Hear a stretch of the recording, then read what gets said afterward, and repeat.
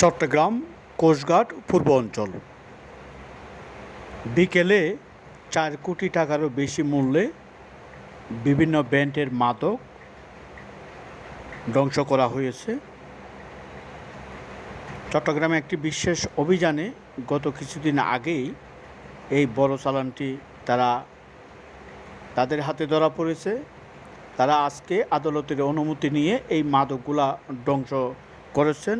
এছাড়াও গত ৪ মাসে পূর্ব অঞ্চলের কোস্টগার্ডে বিভিন্ন ধরনের অস্ত্র, জাটকা, মাছ উদ্ধার, জব্দ এবং আসামি গ্রেপ্তার সহ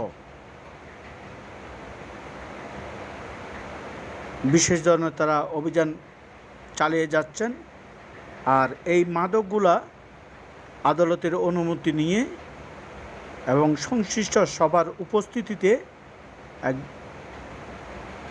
এবং ম্যাজিস্ট্রেটের উপস্থিতিতে আজকে ধ্বংস করা হচ্ছে।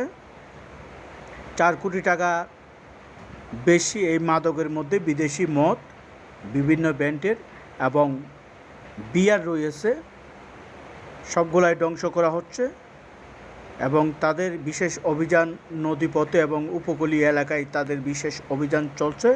তারা বলছে মাদক কারবারি, অস্ত্রধারী, পাচারকারী কেউ বাঁচতে পারবে না। তাদের বিশেষ অভিযান চলছে এবং সেই অভিযান অব্যাহত থাকবে। এবং জনসাধারণের সহযোগিতা কামনা করেছেন।